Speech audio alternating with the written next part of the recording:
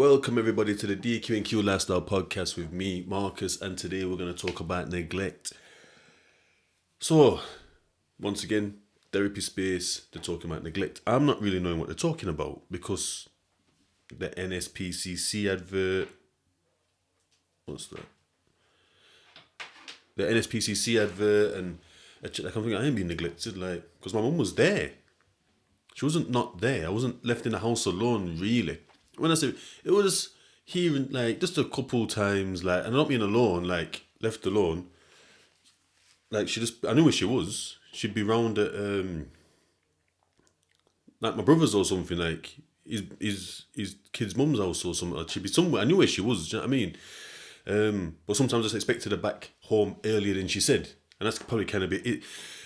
So you know what? I need to put trust issues on my list actually.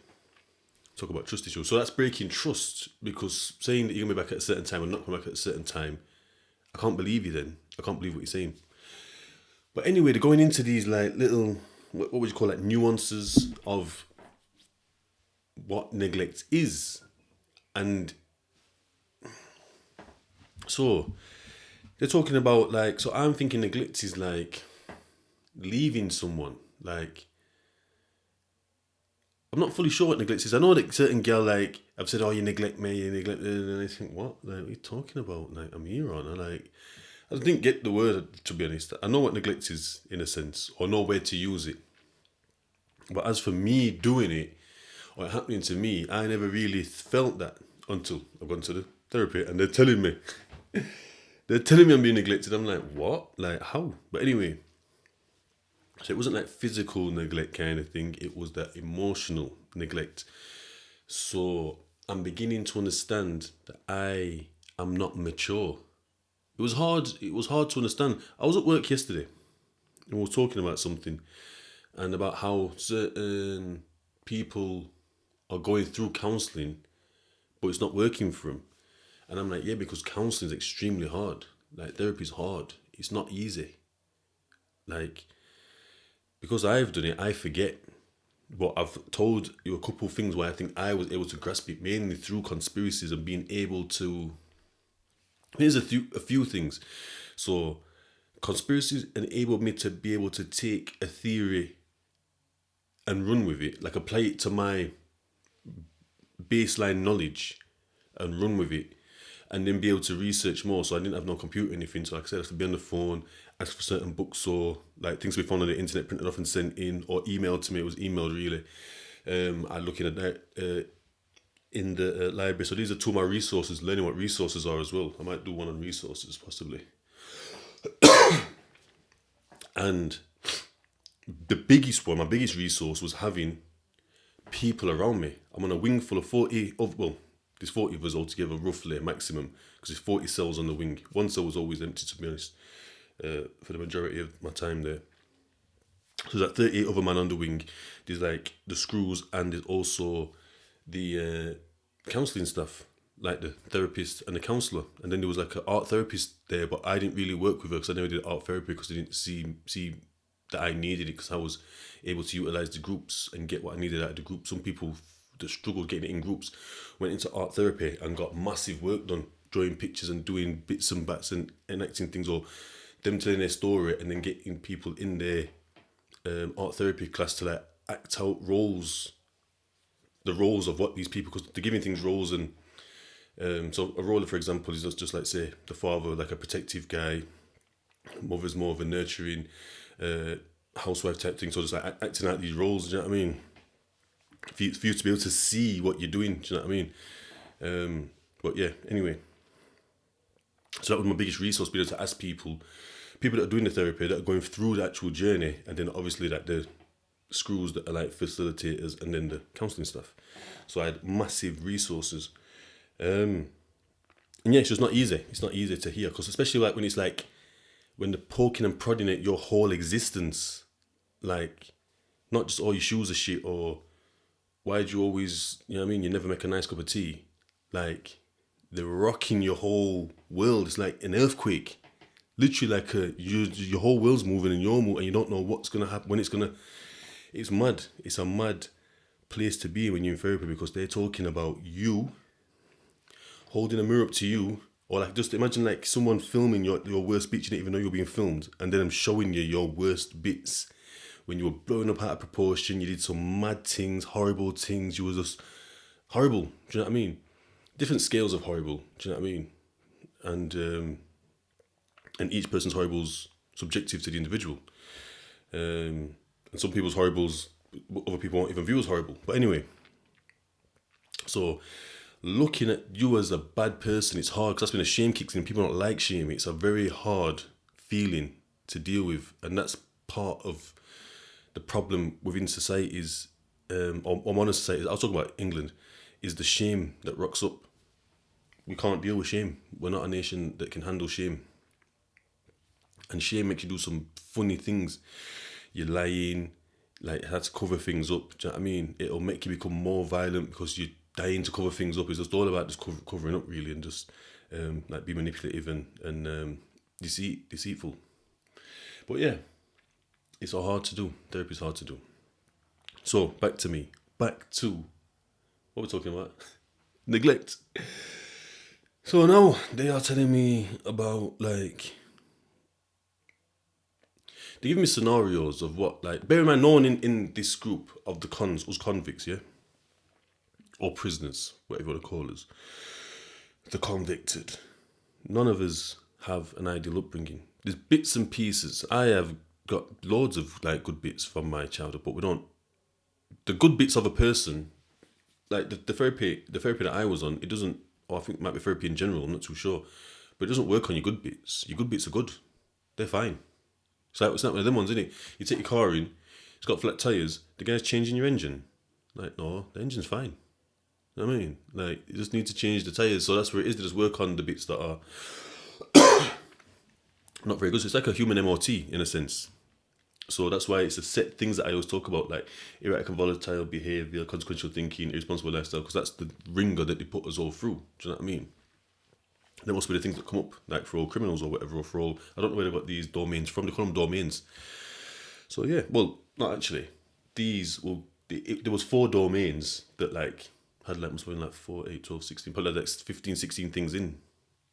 I'm not sure which one went into which now, but I can find out what the domains are roughly. But I threw all my therapy stuff away to make room and stop hoarding. You know what I mean? And it was hard to break free. I might have kept one therapy report. But yeah, anyway, that'll be another pod.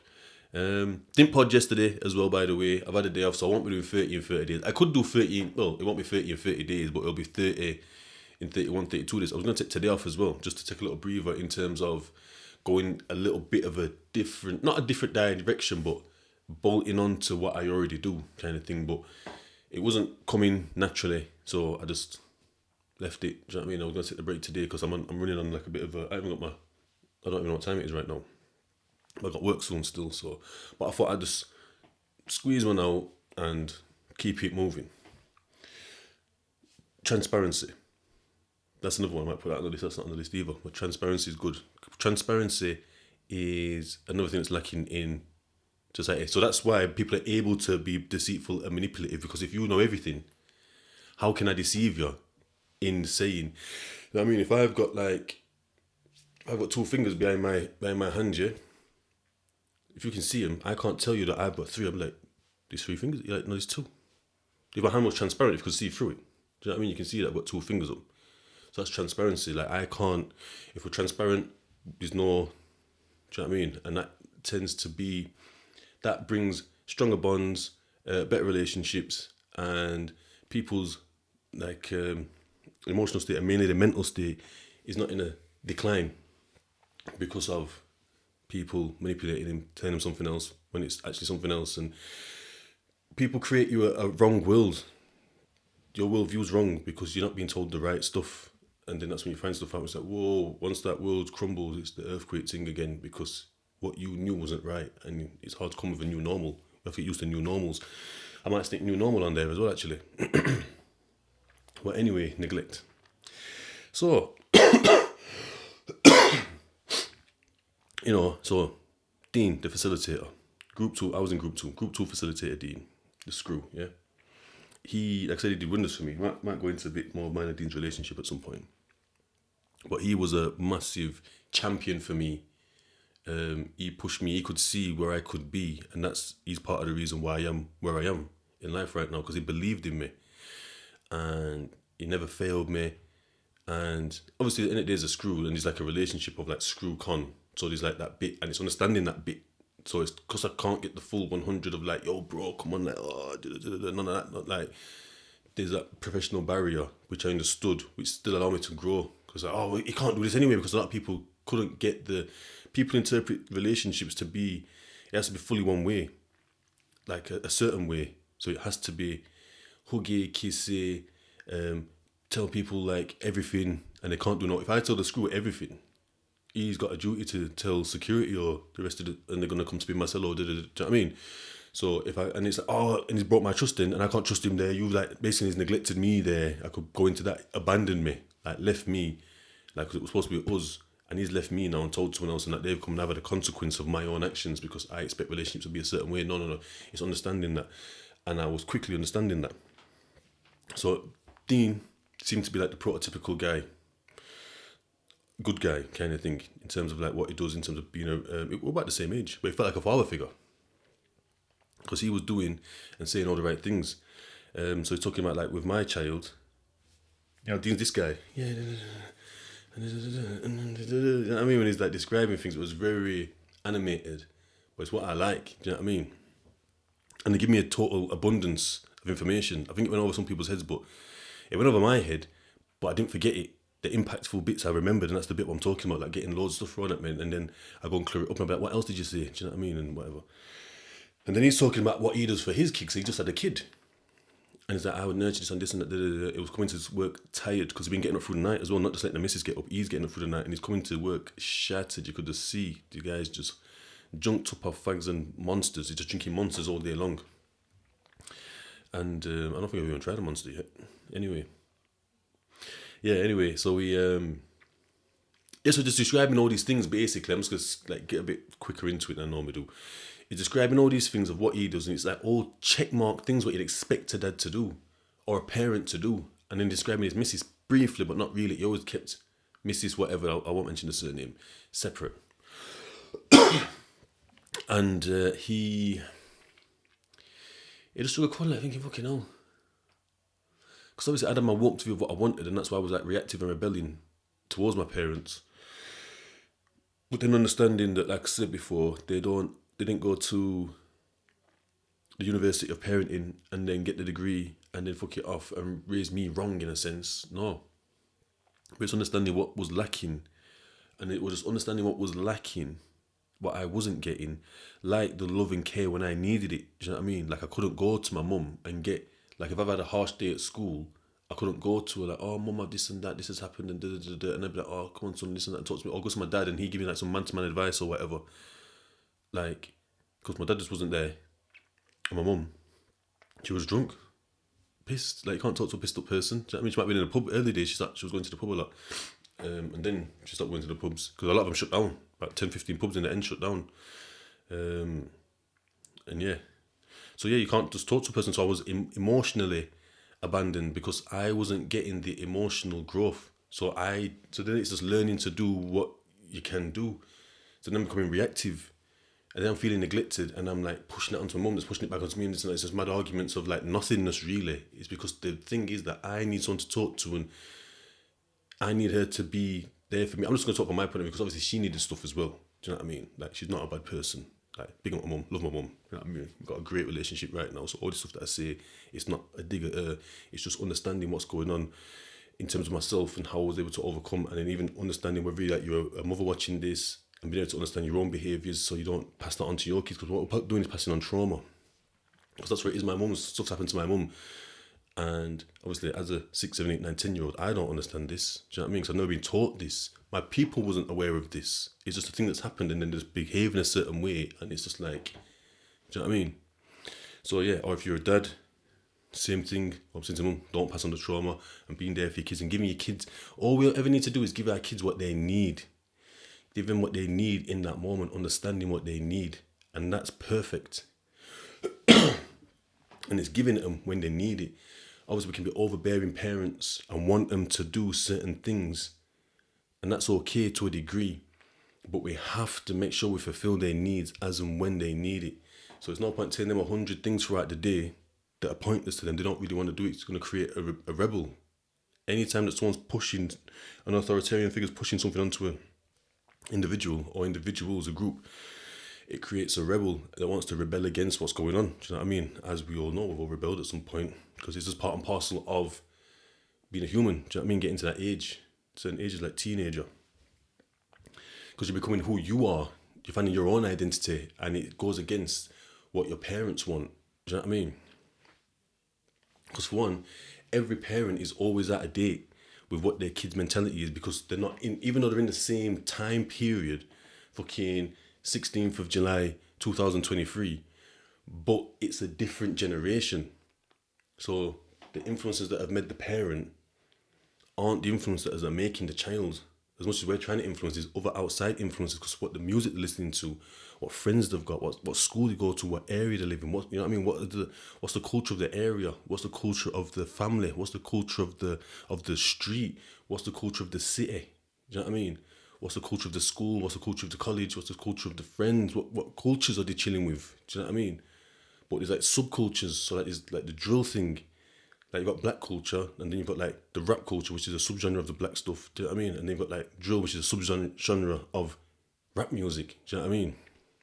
So they're not the same. So like black people that came from the Caribbean islands with kind of different musical tastes. Do you know what I mean? Aren't the same as the UK black youths that are on a rap thing that's on a US UK rap thing, and then these black youth. Oh, I say black youth is just the black community because obviously other communities are involved in that. That's why it's a subculture because it's a culture.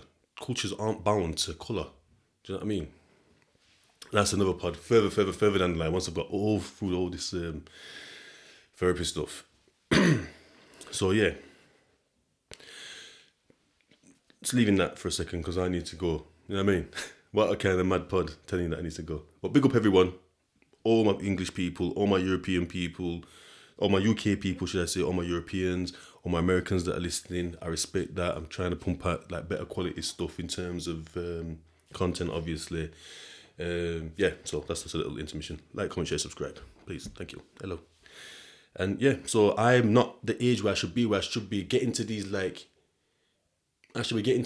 challenges in life.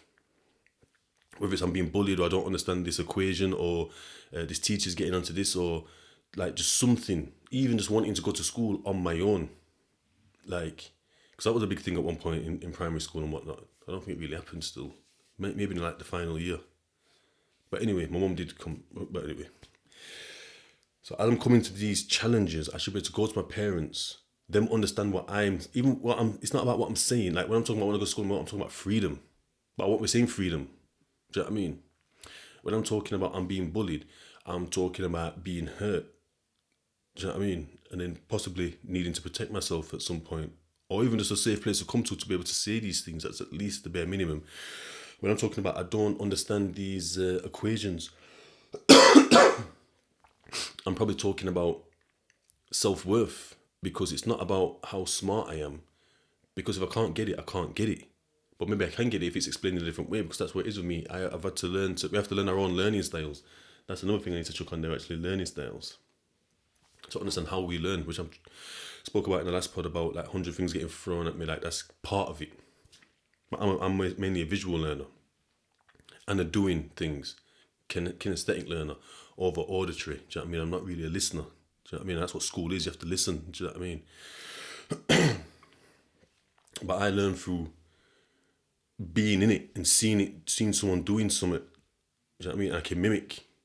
And I learn on the job, like, oh, it was doing this with his arms, but it wasn't doing this, it was doing this. Do you know what I mean? Kind of thing. Even though you can't see what I'm saying on the pod. Go to the YouTube, DQNQ Lifestyle Podcast. You know it's the one. Look for the lion. I mean, Leo, you know. Anyway. So yeah, so that's kind of what I'm saying. So the need needs to be seen in what they're saying to be able to give them what they need, give them what they want, or give them what they want, but in that gift of you giving them something, inside it is the self-worth. Do you know what I mean? Inside it is the is the protection. Inside it is the freedom. So they want to go to school on their own, but you walk on the other side of the road, for example, and you watch them or you might set off earlier and watch them come in or something or whatever. Do you know what I mean? Or do you know what I mean? Like there's things you can do, but it's just problem solving. Do you know what I mean? But I know life's hard, tight schedules, pressure. It's all financial still because that's the capitalistic lifestyle we live. That's just the model of the world. And that's something we'll talk about possibly in another pod. But yeah, so basically, me not being able to go to it always comes down to my mum, because I was in the house with my mum, like 365 days a year, forever. Do you know what I mean? So it's not getting onto her more than my dad, it's just how it is, and that's why I talk about single mum families, or talk about single mums. I'm not getting onto them. I'm just saying what I've seen, because I understand the struggle as well of a single mum. Like, it's not their fault. Do you know what I mean? I'm not getting into that anyway. But yeah.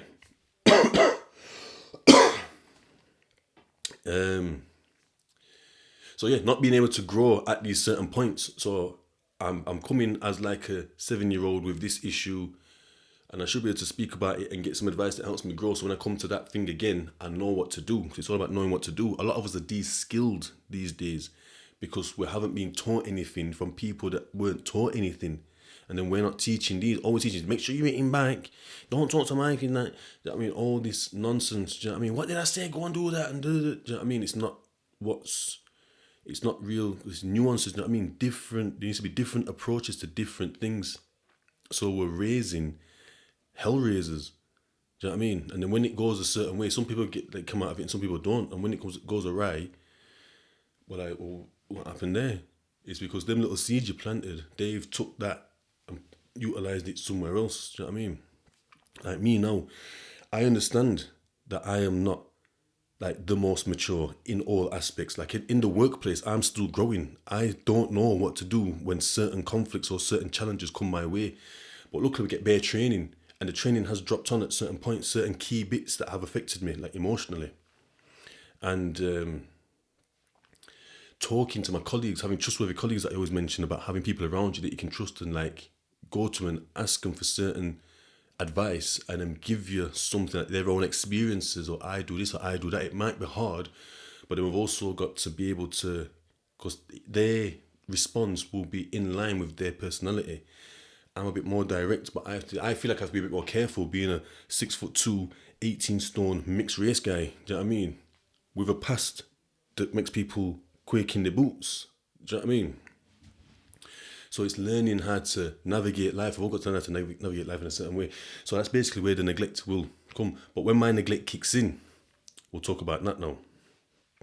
So if I feel unheard, even at work, for example, if I'm talking and I don't feel like they're listening, but I've got something valid to say, if someone's trying to overtalk me to make sure that because these people obviously that are vying for dominance, it's dynamics. We'll talk about dynamics at some point as well, group dynamics, like hierarchies and stuff, and how people act and play out. So that if I don't feel heard, it's not just like, like sometimes it's just like, they weren't listening there. But then if it keeps happening, or if it's happening when I'm not in the best place, like even if I'm just tired or this and that, or if it's just constantly the same, just it could be different variables where it gets compounded, like I was saying last time. So instead of just being a little speck, it's a big boulder, because it's compounded with my old neglect stuff, because I was unheard then. If you've just been listening to what I've been saying, I couldn't speak to anyone, or even if I did, I'm not getting the response. Just imagine speaking to someone that's absolutely bladdered. You're trying to come like a little kid, little 6, 7, 8-year-old, 10-year-olds trying to come and ask for some help and support from their like parent. How are they going to react? They're not going to be, and on the phone as well. And this phone means everything to this person. This person is on the phone and not coming off the phone. Landline days, you know what I mean? Because they're talking to their mate about whatever, they're pissed up as well, and just talking bare nonsense to each other. Like, I'm interrupting. Like, this person, like, do you know what I mean? So, yeah. So that's where it can get compounded. So it's not actually what's happening in the moment, but obviously then, if we come with what we've learned, what I've learned, is if you're feeling heard, speak up. Either if someone's over talking about, whoa, hold on. Like, but I've had to learn that recently about I've always known how to do it, but it's how to do it. Do you know what I mean? Because I've been given advice how to do it, but it's not fitted how I am. But it hit me about another person, another one of my colleagues that I sometimes work with here and there, how they go about things. And that fits with me perfectly because I think it's all about being able to emulate people that are successful. So I think I've told you before about like, I've got a couple of people in my life that are logical thinkers. I'm not a logical thinker. I'm a starburst. I think I'm left-brained. They're right-brained. So that means they think step by step. I don't think like that. I think here, then, everywhere. And you probably can tell by my pods how I'm just all over the place. But there's sense in there. I'm not, do you know what I mean? And anyway, so when I need to think in a straight line, I think like these guys. I think, oh, what would they do? Well, they do this and they do that and they do this. So that's what I do. Do you know what I mean? So I use their, do you know what I mean? I get into their mindset somehow and just think like that, and it gets me out of loads of scripts. Like if I'm thinking, oh fucking, what can I do? I could do this and I could do that, and it's a bit airy fairy, and it's like, oh, a bit here, a bit there. That's a bit stronger. That's a bit weaker, but that's probably more possible than that. But I think, what would this guy do, my mate? You know what I mean? And I think he'd be like, boom, boom, boom, boom, boom, boom, boom, and it says, boom, decision. Don't get me wrong. He'll ring me sometimes. He can't make the decision. He wants to know what I'm saying. Do you know what I mean? But still, I've got that there in the locker. So I'm going to emulate this guy. When that happens to me again in the workplace, people, I'm not being heard, and I'm going to use this guy's approach to things. Do you know what I mean? Because it's direct, it's subtle, it's effective. Do you know what I mean? I've seen it, it's effective. Do you know what I mean? But I haven't had to use it yet. Do you know what I mean? So, yeah, we're all learning on the job. No one's perfect. I'm not perfect. We're all just in different stages of the journey. So when it comes to this stuff, I might be slightly further along. When it comes to something, if it comes to cooking, I'm at 0. I'm at 0 out of 100. I don't know what's going on. Beans on toast, I'm your man. Anything else is pressure. Yeah, and if you're asking, I've just had beans on toast. Staple my diet, son. I mean, get your eyes on fucking bicep, right? Anyway, but that's it. So that's the neglect stuff. Emotionally neglected. Other stuff can tap into it because that's the major, that's the bigger picture of it. But yeah, Marcus, DKQ Lifestyle Podcast.